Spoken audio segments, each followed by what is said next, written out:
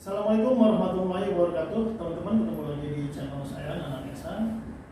Di episode kali ini saya ingin ngobrol-ngobrol dengan dua aktivis lembaga pers mahasiswa Institut LPM Institut Universitas Islam Negeri Syarif Hidayatullah Jakarta. Nah, teman-teman, tentu kalian juga ingin tahu apa sih sebetulnya lembaga pers mahasiswa itu ya, sebagai salah satu unit kegiatan mahasiswa. Nah, kita akan ngobrol-ngobrol dengan kedua aktivis ini dan tentu saja kita awali dengan Assalamualaikum warahmatullahi wabarakatuh. Ya, sehat semuanya. Semua. Coba mungkin saya ingin tahu dulu masing-masing namanya, boleh kenalan gitu kan?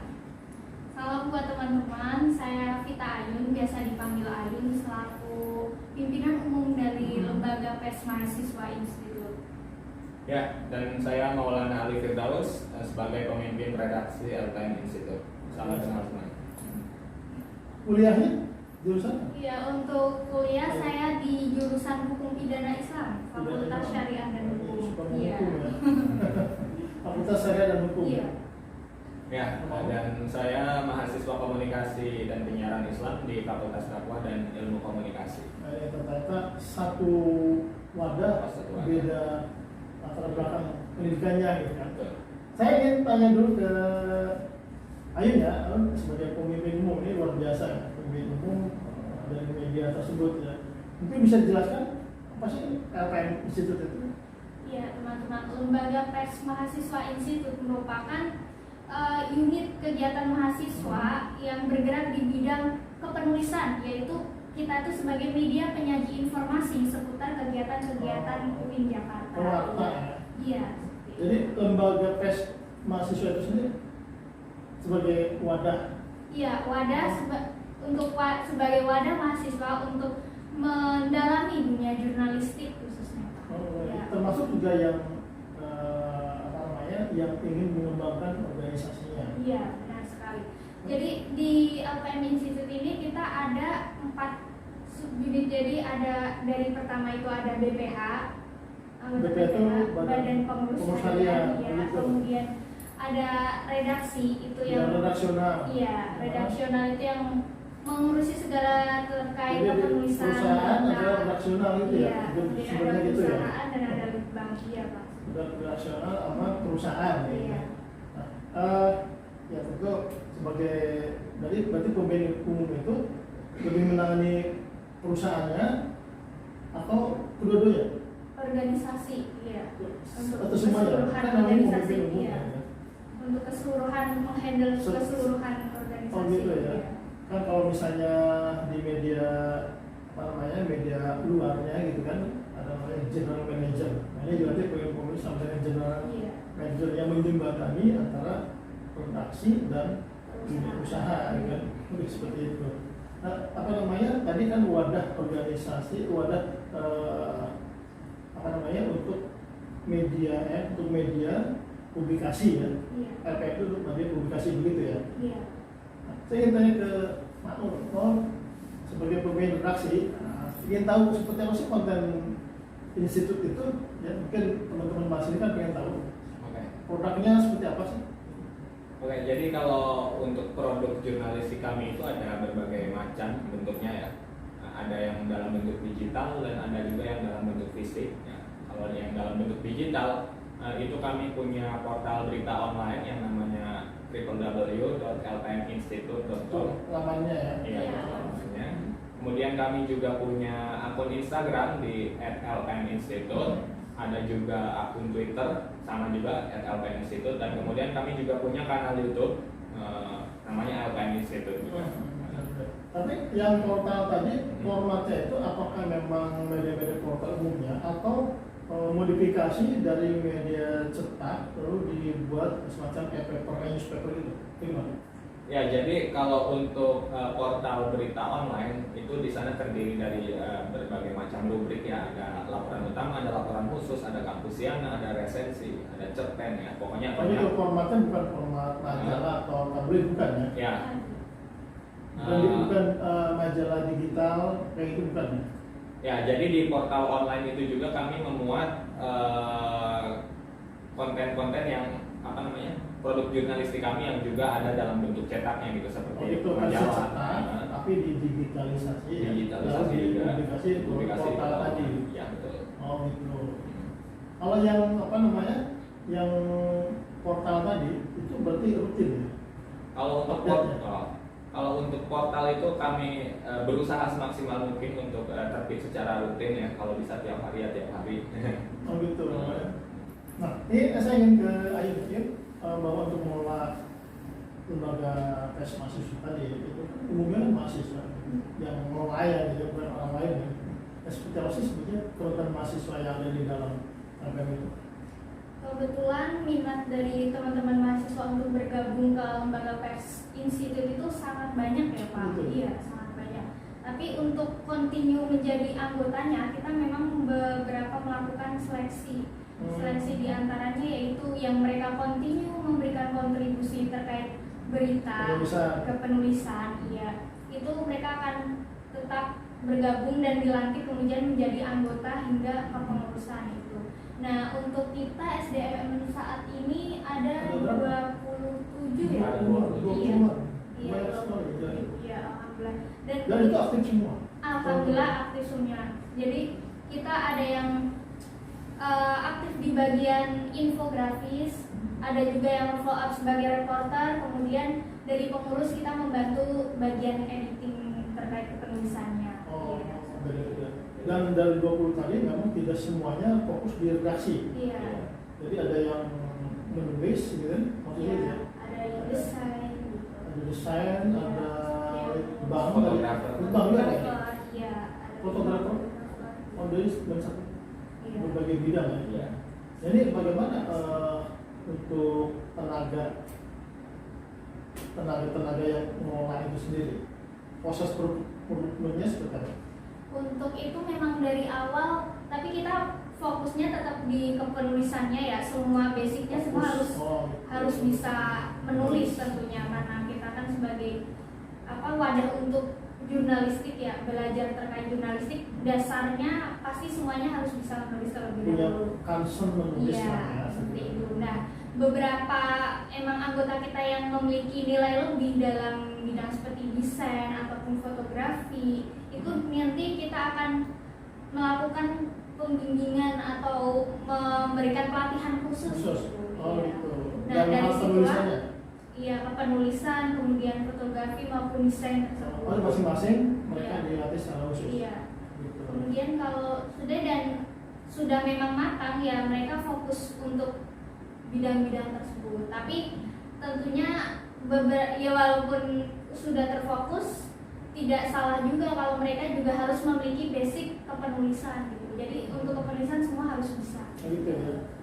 Kamu kan sebagai pemimpin redaksi ya, ini kan terkait dengan konten ya, konten dari kalian mungkin juga pengen tahu seperti apa sih konten dari portal tadi ya, atau media platform lainnya gitu kan ya, seperti apa sih yang disajikan kepada pembaca itu? Ya. Pertama saya ingin menjelaskan dulu dari portal online yang di lpminstitute.com ya. Di sana terdapat berbagai macam rubrik ya, seperti sudah tadi saya sebutkan. Ada laporan utama, itu menyangkut topik-topik seputar kampus yang sedang hangat ya. Kemudian ada lapsus atau laporan khusus, itu menyangkut isu-isu nasional kontemporer maupun isu-isu yang ada di kampus-kampus lain yang sekiranya layak di konsumsi oleh mahasiswa UIN Jakarta maupun mahasiswa se-Indonesia. Oh gitu ya. Pokoknya dunia mahasiswa lah. Iya, betul. Ya. Kemudian ada Kampusiana, itu berita-berita yang ringan seputar kampus. Itu unsur hiburannya ya. Unsur-unsur Berarti hiburan. di kontensi lengkap ya. Iya. Kalau kita melihat kan fungsi pers itu kan paling tidak ada 4 ya. Fungsi pendidikan, fungsi informasi, memberikan informasi, kemudian fungsi hiburan dan fungsi sosial kontrol. Jadi keempatnya itu ada. Keempatnya kami ada. Lebih berwarna ya. Kalau soal kebijakan redaksionalnya, mungkin bisa memberikan gambaran juga. Karena bagaimanapun kan setiap tulisan itu yang disajikan itu kan berdasarkan penilaian. Ada value news-nya gitu kan ya. Nah seperti apa kebijakan redaksional? Oke, baik. pertama saya ingin mulai mengatakan dulu dari sejarah LPM Institute. Jadi LPM Institute itu berdiri di masa di masa Orde Baru ya, tepatnya di tahun 1984. Itu masa di mana kebebasan berekspresi dan kebebasan pers itu belum terlalu masif seperti sekarang. Dan komitmen orang-orang pada zaman itu adalah bagaimana mereka bisa menegakkan demokrasi, bagaimana mereka bisa mewujudkan kebebasan berekspresi. Nah, komitmen itu yang kemudian terus kita jaga, termasuk setelah masuk ke era reformasi sampai sekarang. Maka dari itu sebagian besar dari konten pemberitaan kami adalah yang menyangkut isu-isu kritis terutama yang berkaitan dengan kampus maupun yang berkaitan dengan negara. Oh, ada sekitar dunia kemahasiswaan ya. Tapi ada juga isu-isu lain yang memang kalau itu menarik bisa dijadikan sebagai bahan laporan gitu kan. Kalau dari segi kebijakan ini ya, kan tidak semua isu itu juga menarik. Dari sisi ini kan soal penyajian ya, teknik-teknik penyajian itu seperti apa ya kan? Kan kalau misalnya cuma sekedar informasi, bentuk informasi saja, press gitu kan ya, kan mungkin kurang ya. Atau memang seperti apa konten di portal itu sendiri? Kalau di pressnya, straight newsnya, straight news atau dead news ya? Oke, kalau untuk konten yang terdapat di portal online itu memang kami lebih banyak menyajikan laporan yang isinya itu tulisan-tulisan in-depth yang cukup komprehensif, yang mendalam, yang jadi itu ulasan analisis. Ya, betul. Jadi tidak sekedar berita cepat. Ya. Kalau untuk berita cepat kami ada medianya khusus yaitu di Instagram. Ya. Oh itu. Tapi untuk khusus untuk portal online ini khusus dan untuk di majalah khususnya ya kami sajikan berita-berita yang in-depth. Oh gitu ya. Nah kalau misalnya kita melihat pembacanya, mungkin ada nggak? Mungkin Ayu kali ya, di seperti apa sih respon pembaca teman-teman entah mahasiswa atau masyarakat umum pada LPM ini? Alhamdulillah ya, untuk saat ini kita terus mendapatkan respon yang positif dari mahasiswa. Minat mahasiswa tuh khususnya terkait isu-isu kampus ya, itu sangat positif. Jadi lebih ke kita telah mengupload suatu berita, informasi, itu tanggapan mereka baik gitu loh. Langsung memberikan respon, tanggapan, mengomentari, like dan sebagainya macamnya itu. Iya. Di web maupun Instagram maupun website itu selalu aktif lah. Iya, responnya positif. Artinya banyak, kalau Instagram mungkin banyak follower. Iya. Followers banyak likes. Bahkan dari kita yang dulu sekitar berapa ribu? Iya, follower Instagram kita kalau tidak salah bulan Februari itu baru 5.500-an. 5.000. Kemudian sekarang udah langsung melincir 7.000. Itu karena isunya atau karena gaya penyajian yang buat pembaca itu tertarik? Nah, kalau menurut saya dua-duanya. Kan ada litbang nih, Iya. ada duanya ya? Dua-duanya. Akan tetapi kalau ada isu yang memang sangat hot atau informasi fenomenal seperti itu, langsung naiknya tuh gitu ya? kenceng juga. Oh, jadi LPM Institute ini menjadi semacam media alternatif ya? Artinya bahwa mungkin di tengah kejenuhan orang membaca media mainstream, ini tiba-tiba ada informasi yang diperoleh mahasiswa, tapi isunya itu sangat menggairahkan gitu. Kurang lebih seperti itu. Kan biasanya begitu ya. Tapi ini saya kira menarik ya, LPM Institute ini kalau misalnya mendapatkan respon positif dari pembaca ya. Karena kan umumnya namanya pers mahasiswa itu kan teman-teman ya, pers mahasiswa itu kan pers yang memang spesifik gitu kan. Kategorinya itu adalah pers khusus. Ya. Kalau ini terbitkan di kampus kan, dan tidak berbadan hukum. Iya. Dan bukan media komersial gitu kan. Tapi makanya saya katakan ini sangat luar biasa kalau bisa mendapatkan respon begitu banyak dari kalangan pembaca ya.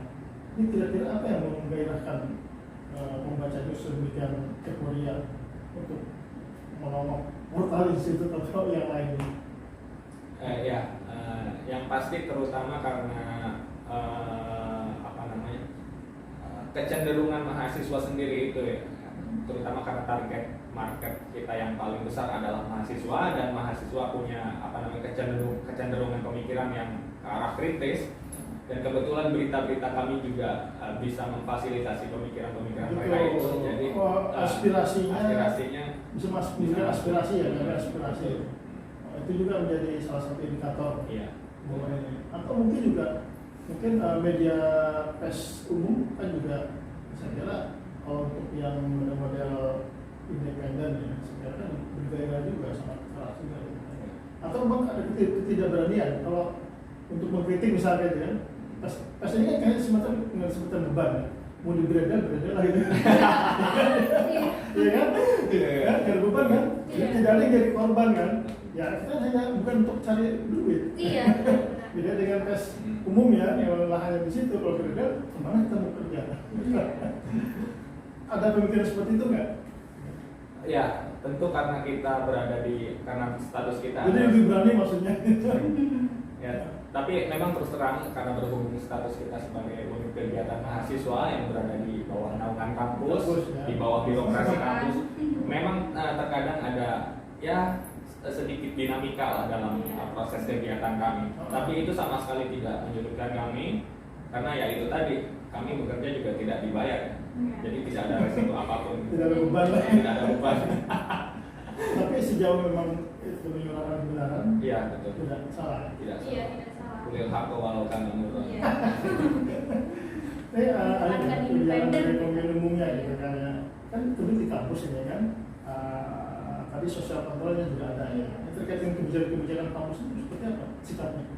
Tentunya karena seperti yang dibilang Maul ya, sebagai lembaga pers mahasiswa tuh kita harus independen, jadi tidak bisa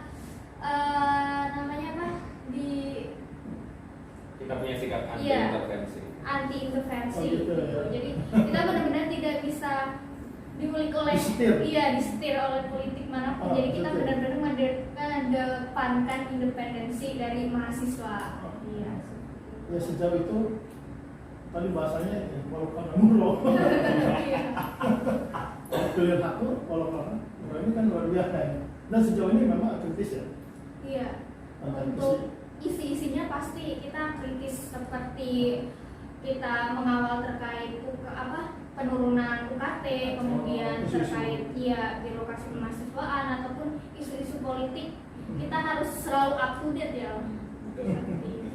Sebagai lembaga yang ada di dunia kampus ya, maksudnya yang di dunia kampus itu pernah nggak misalnya? Memang pastinya ada beberapa informasi sajian berita dari kita kan ada beberapa klaim itu kan mengandung social controlling ya tentunya bersinggungan dengan birokrasi kemahasiswaan ataupun itu tentunya ya itu menjadi makanan buat kita ya, keseharian buat kita. Ya, itu adalah risiko pelaku Itu media. risiko perjuangan aktivis. Iya, karena kita harus menyuarakan. Iya. Kalau tidak begitu, dia tidak akan tercatat dalam sejarah ya. Iya. Pers mahasiswa itu ternyata tidak mandul. Iya. Betul ya. Jadi ini kan kalau kita flashback belakang ya, memang dulu itu kan tahun 60-an 70-an pers mahasiswa itu sangat dinanti ya oleh berbagai kelompok masyarakat. Karena pers mahasiswa itu bersaing dengan pers umum ya. Dari segi pemberitaan ya. Banyak mahasiswa yang berharap pers mahasiswa itu justru lebih murni, lebih jernih gitu ya perjuangannya ya, tapi itu dulu ya. Sekarang kan perjuangannya beda ya, tidak lagi berada di bawah bayang-bayang orang baru misalnya formasi gitu. Oke, kalian kan adalah mahasiswa ya, sebagai yang sedang belajar ya, baik di kelas maupun di organisasi ya. Nah ini pertama ke Ayan ya, apa sih yang membuat kamu tertarik di dunia jurnalistik? Tentunya karena memang dari dulu ya, sebelumnya saya memiliki minat dari terkait dunia penulisan memang sejak basic awal dulu sebelum sekolah di sini, dan beberapa kali mengikuti kegiatan pelatihan kebetulan yang dilaksanakan di Jabodetabek ini, dan ada beberapa tokoh yang memang mengenalkan UIN gitu. Nah, UIN tuh salah satu unit kegiatannya itu ada namanya Lembaga Pers Mahasiswa Institut. Nah, dari situlah terinspirasi dari iya terinspirasi dan kan jurusannya iya kebetulan saya jurusannya di hukum pidana Islam ya, tapi tidak apa namanya tidak menghalangi. iya tidak menghalangi untuk belajar, kemudian untuk mengembangkan bakat dan minat tentunya no problem bagi saya. Iya. Saya kira memang betul stigma bahwa seorang jurnalis itu atau persepsi ya seorang jurnalis itu harus dari komunikasi itu terbantahkan. Kalau untuk bawa sendiri apa yang membuat kamu tertarik? Mungkin jurusannya apa karena memang sesuai dengan? Tentu karena itu juga jurusan saya sesuai dengan apa yang sedang saya geluti sekarang gitu. Komunikasi. Ya, tapi di lain sisi dulu juga saya memang sudah sudah aktif dalam kegiatan-kegiatan kejurnalistikan. Ya, ketika SMP, ketika SMA itu saya tergabung dalam ya eskul jurnalistik gitu lah. Nah, lalu di jurnalistik juga sebenarnya tidak cuma soal tulis menulis ya, di sana juga ada ada fotografi, ada videografi, ada kan bagi kita untuk jadi desainer. Jadi sebenarnya spesialisasinya sangat banyak sekali dan kebetulan saya juga menyukai bidang-bidang seperti itu. Ya, sesuai dengan passion saya. Ya. Maka dari itu saya menganggap bahwa dengan saya berkecimpung di dunia jurnalistik, saya juga bisa semakin mengembangkan bakat-bakat saya yang tadi itu. Sekarang sudah terbentuk nih ya, di media kampus ya. Apakah nanti juga akan bercita-cita menjadi seorang jurnalis? Oke.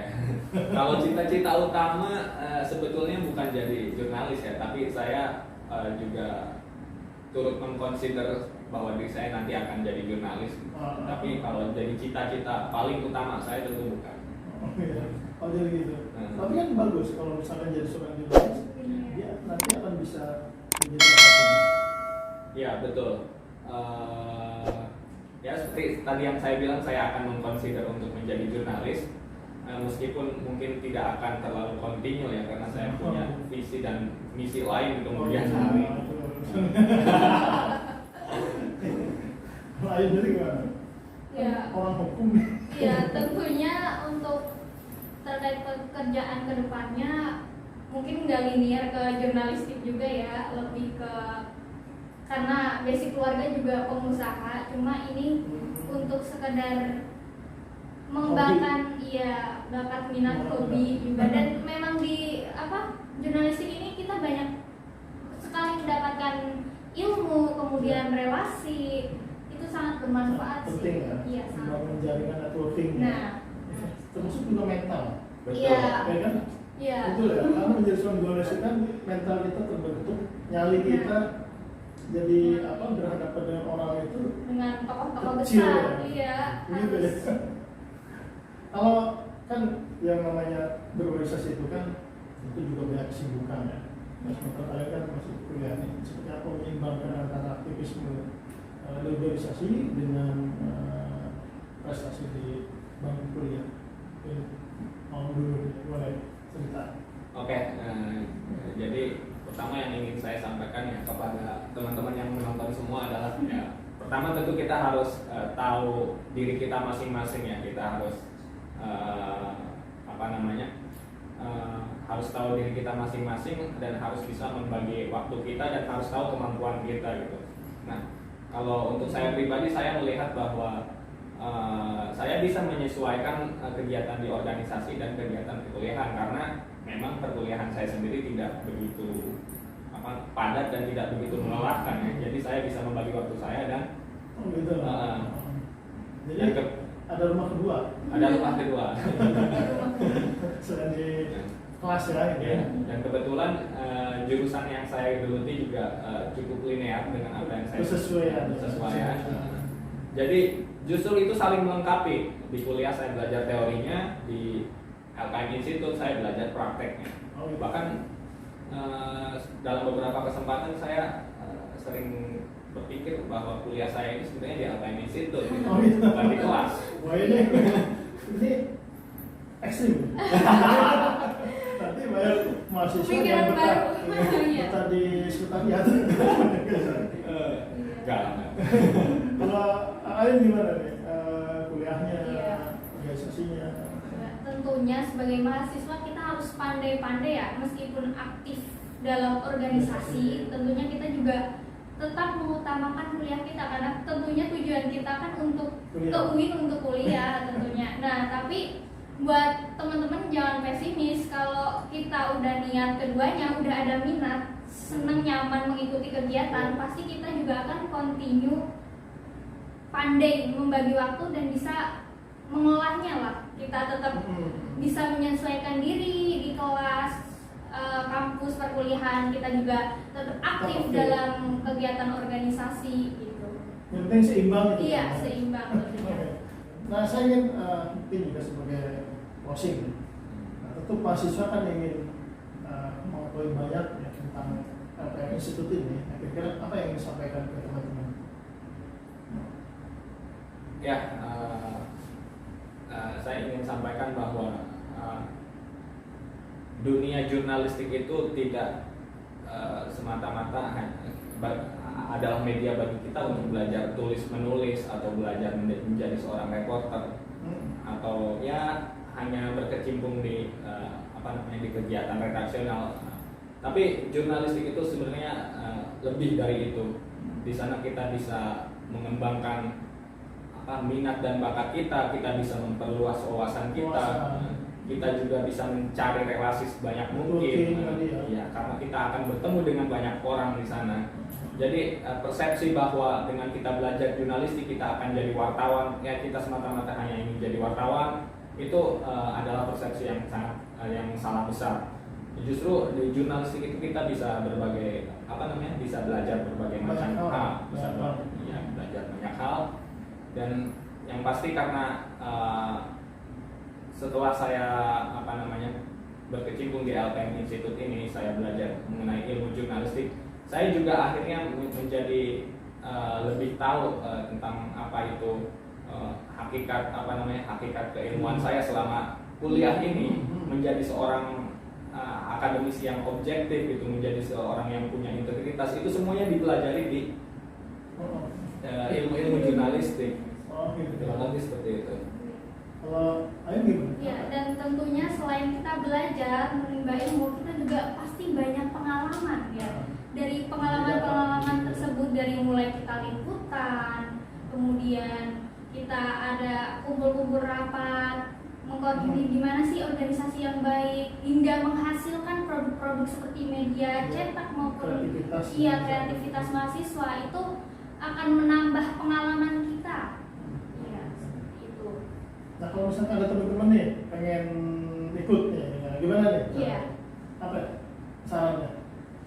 Tentunya buat mahasiswa, teman-teman semua, jangan takut untuk bergabung di LPM Institute. Di sini kita sebagai media wadah untuk menampung seluruh mahasiswa untuk mengembangkan bakat minat terkait dunia jurnalistik. Bukan hanya menulis ya, bisa desain, kemudian reporter, fotografi, semuanya pokoknya lengkap akan dibimbing oleh kita semua gitu.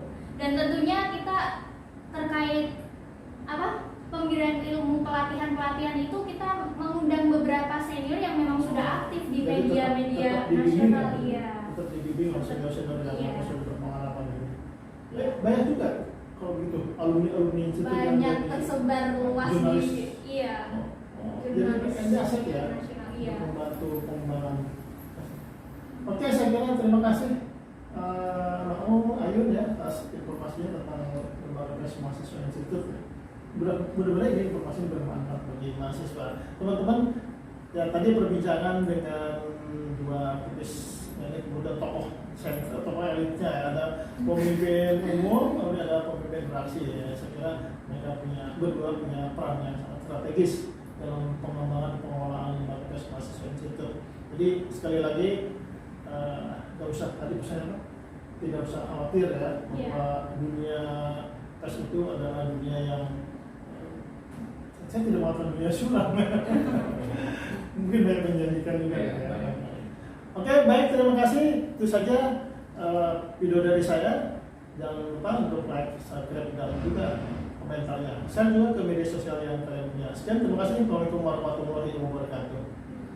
Terima kasih. Ayo.